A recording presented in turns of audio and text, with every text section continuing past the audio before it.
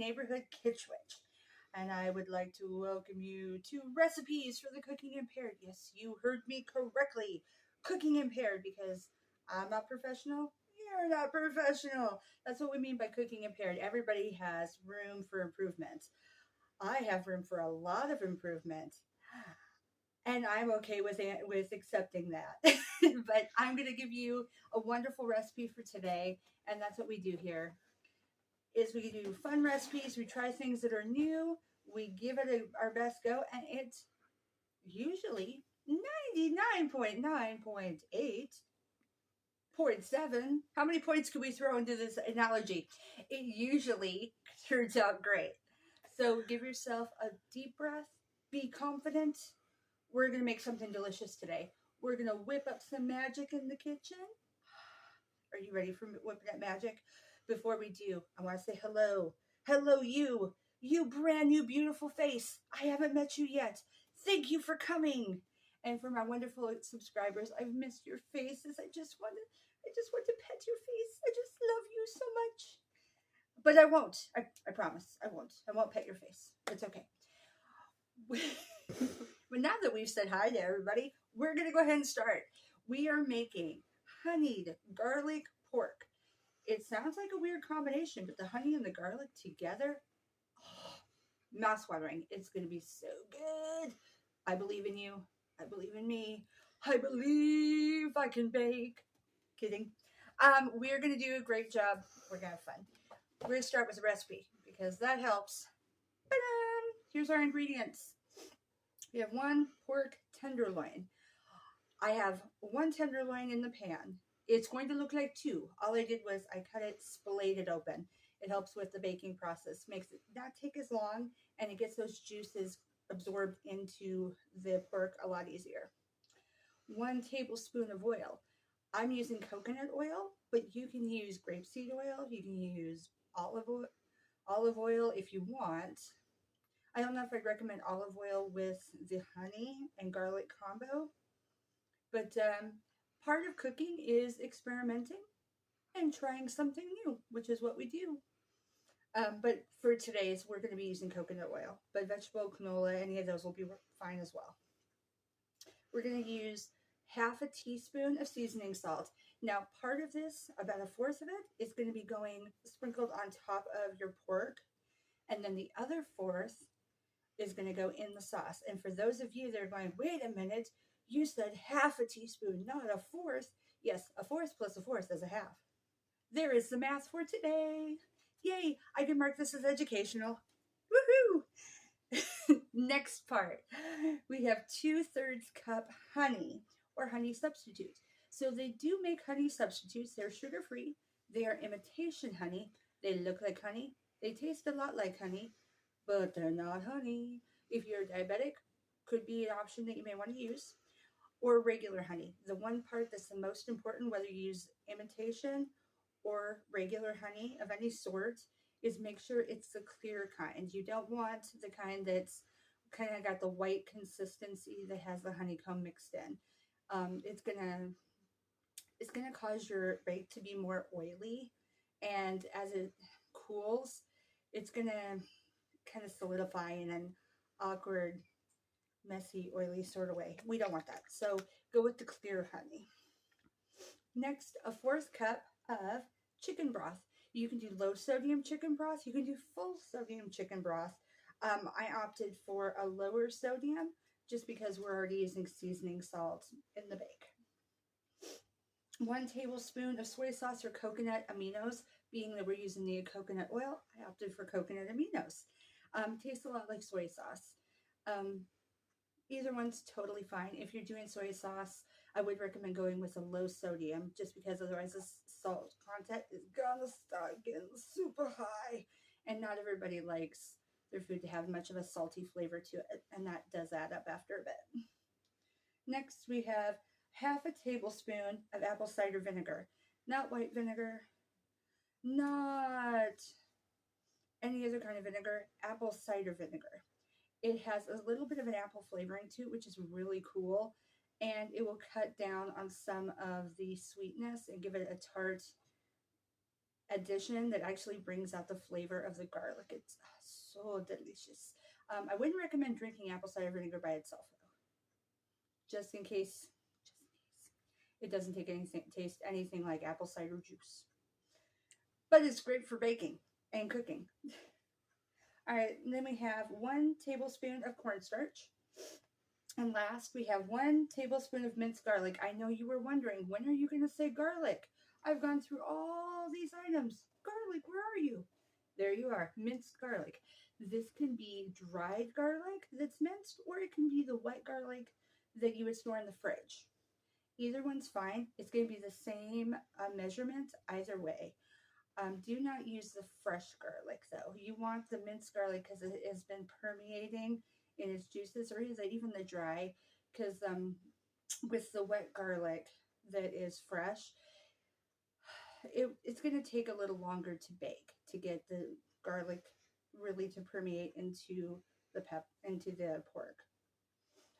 In a pinch, you could take some fresh garlic, cut it up real fine, and put it in, but it is going to change your flavoring. So we'll put that as is. All right, and now for my metric fans, I got you covered. Let's go ahead and take a look.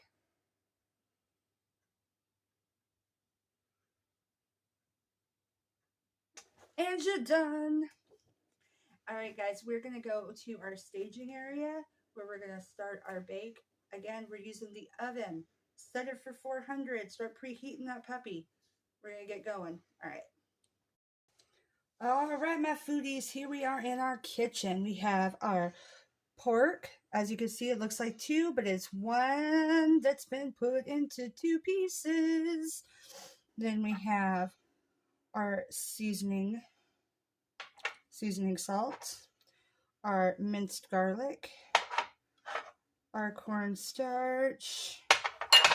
Woo, beautiful. Our honey.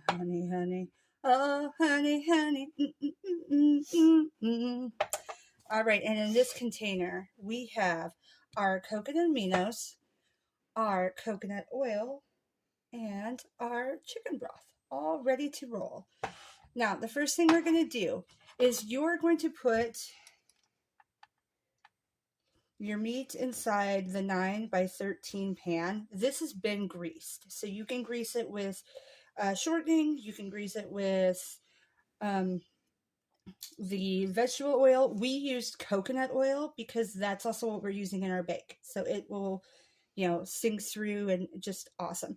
As you can see, there's a little juice in there. Totally fine because that's going to cook out as we go. So obviously you don't want to have it all over in the pan and permeating all over. You don't want it to look like you have murdered the pork right before you put it in the container, but a little bit's totally fine. All right, so first things first, we have preheated our oven for 400.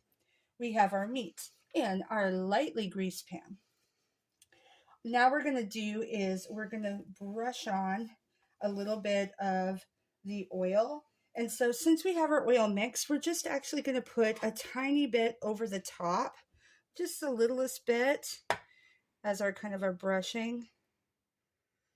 You can opt to, if you don't want to have this mixed together like I did to save on space, you can do it separate and then actually dip it a brush. They make brushes specifically for cooking, and brush it onto your actual item. It looks like this. So what you would do is dip, and we'll go ahead and do that. We'll go ahead and do this just so you got an idea for those that have never done the dip method. Dip it in, and then you're just going to brush. Pretend you're painting. I have some down here, so we'll brush that on. And what it does is it gives it a chance to kind of get a little bit of a browning and caramelizing.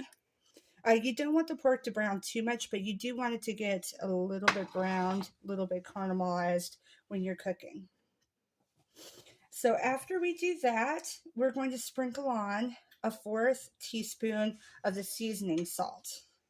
So since we have 1/2 teaspoon here, we're going to use half this mix, approximately. If you get it a little bit mixed up, it's totally fine if you use a tiny bit more than the other. because it's all going to get cooked in together. The important part is to pinch a little bit all over on the tops. And the reason we're doing that is because when you do the sauce, you're not actually covering the meat in the sauce. You're going to pour the sauce around the meat. I'll show you that in just a few minutes. One more little pinch. There we go. Beautiful, beautiful. All right, we have that. So now we're going to set the meat off to the side, and we're going to mix in our wonderful sauce, and we're going to whisk it together. We've got a whisk, and that's perfect. So we're going to put in our honey, beautiful honey, and having a spatula is perfect for getting all of the honey from the sides, because as you can see, honey is super, super thick. Sticky, sticky, thick and sticky. All right. Is it weird that as I'm pouring this out, it's making me think of Winnie the Pooh? Just random thought. Oh. Yeah, a little bit of sticky. The old-fashioned Winnie the Pooh, or the Winnie the Pooh from the books, not the Winnie the Pooh horror film that I have not seen. I probably won't see, actually. Feel free to leave a comment down below if you've seen that movie and recommend it. I love a good horror movie, but I don't know if Winnie the Pooh is necessarily the one I would go for. Let's put that off to the side for now. All right, now we're going to add in our broth, our soy sauce, the rest of our oil, and pour that in. We're going to start a little bit of a preliminary whisking before we add the extra bits that we have here. So we're going to get that started, and then we'll add in the remainder here. Okay, there we go. I'm going to add our seasoning salt, the other half that we did not use. And we're going to add in our garlic to make it honeyed garlic. Oh, 1 second. There we go. And we'll put that over there. Oh, doesn't that look beautiful? It's all splatchy with the beautiful, delicious garlic. So good. All right, and then last, the cornstarch. And right. You're going to kind of want to do a bit of a stir as you go. Don't just throw it all in, or you're going to end up with one giant, humongous, clumpy.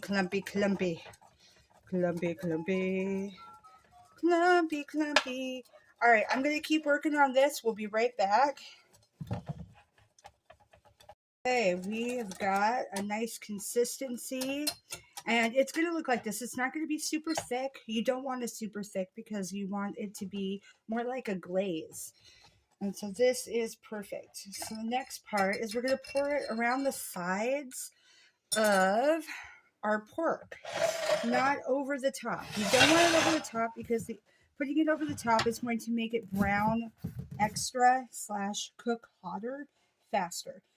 The hotter and the faster you cook this pork, the harder it's going to be. You want this to be nice and soft and tender. So we're going to put some on the side. Pour it careful on the side. Pour some in between the two halves. And on this other side. Now I know you're wondering, oh, we got a little coming over, and that's okay. I know you're kind of wondering, what on earth? How are we going to get the top to have that delicious flavor? Well, the way we're going to do that is after this has had a chance to cook for the 15 to 20 minutes, because you want your pork to get to be 140 degrees Fahrenheit. You can use a thermometer to check the temperature. You just stick it into the meat and watch that puppy rise if you have the old school kind, or beep, depending on if you have the more automated version. Once it's to that temperature, you're going to take it out. So I would check it at the 15-minute mark, and then again, put it back in if it's not quite there. It will be browned slightly. It won't be super dark by us not covering it. Once we take it out of the oven, we're going to let it sit out on top of the oven, not in direct heat, and that for 10 minutes. And that's when we're going to drizzle the delicious sauce over the top. So that's when you're going to get the delicious sauce permeating throughout the whole meat item. All right, so let's go ahead and put this puppy in the oven.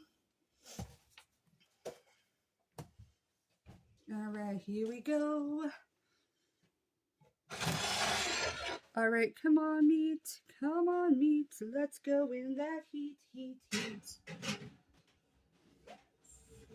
Slide it in careful. Be careful not to burn yourself. Okay, alarm's gone off. The timer's done. We're going to pull this puppy out, and we're going to take a look. Again, be careful removing your chicken. Yes, that chicken. Your chicken, your turkey, your any kind of meat that you're taking out of the oven. We're doing pork. All right, so we got this set for pork. We're going to go ahead and stick that in our thermometer, and we want it to be 140. It takes a moment for it to calculate. Come on, pork.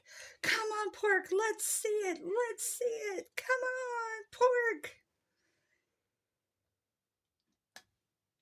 Almost there. Almost there. Yes, it's hot enough. It can be over 140, but it has to be at least 140. So we'll take this out, and we are going to go ahead and let this sit. But before we do, we are going to drizzle on the top some of our wonderful, delicious sauce. This is when you get the sauce all over the yummy pork, one side at a time. And as you can see, it didn't get super brown. You didn't want it super brown and overcooking. Now for this particular oven, we did take it out at 15. We as in me and my camera lady. And checked the temperature, and it only got to 110. So we put it back in for another 5 minutes.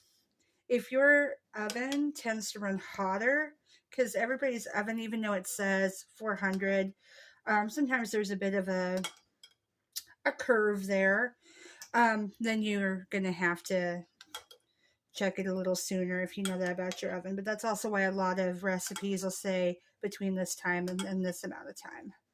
Okay, so now we're going to give this 10 minutes. I'll go ahead and set the timer just to let it sit and finish. And then we'll be able to cut it into pieces and serve it. Okay, we'll go ahead and stop for a moment. Thing I did. Okay, so we have let this sit for 10 minutes. It's now cooled. I can touch the pan. Woohoo! And we're going to go ahead and cut it into slices and then plate it. Before we cut, I'm going to grab a fork because I do not want to stick my hand on top of this hot pork. Yes, I can hold the pan, but that doesn't mean you want to go. Plus, we're sharing with people. They're going to want to be able to eat. All right, we got our plate off to the side for shortly.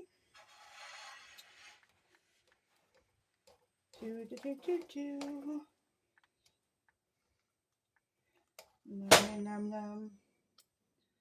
Nom, nom, nom, nom.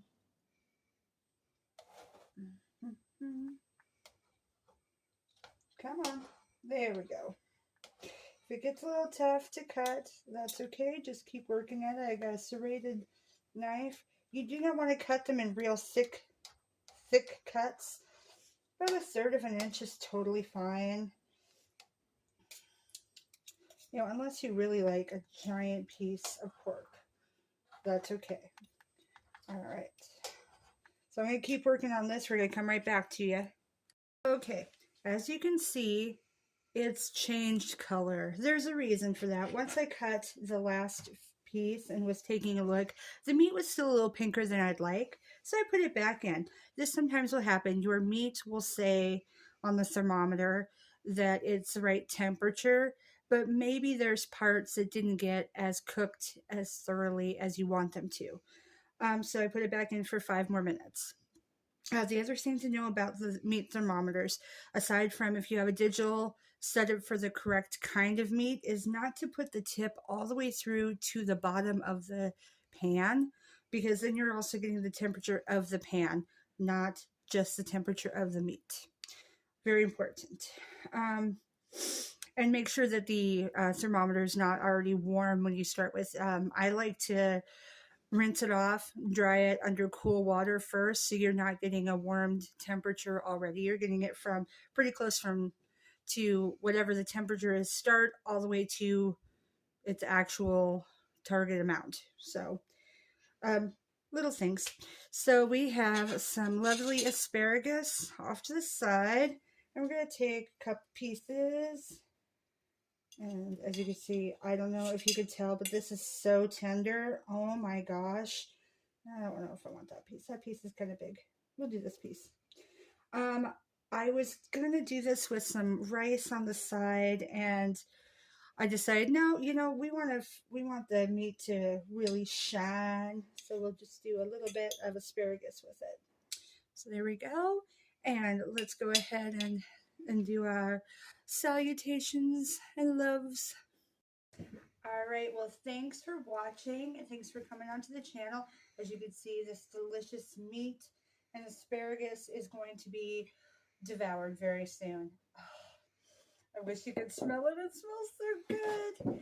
All right, so the important things I want to tell you. One is, again, thank you for joining me and thank you for watching all the way to the end. You're awesome. And I would love to have you share this with your friends. I would love to have some more foodies join us. More the merrier. So I want you to tickle that like button, make it giggle with delight. I want you to noozle that subscribe button so you don't miss out on any more of our recipes for the Cooking Impaired. Come and join us. And let me know in the comments if you have any meals you'd like to try, anything that you have been a little nervous about trying and you want to see if you can test me. Let's see if I can make it. Ooh, we'll see. This should be fun. Same with, I would like to know, do you prefer main dishes, side dishes, or desserts? Let's have a conversation. Until I see you again next time and you come and join us, I give you big hugs and blow smooches. Bye.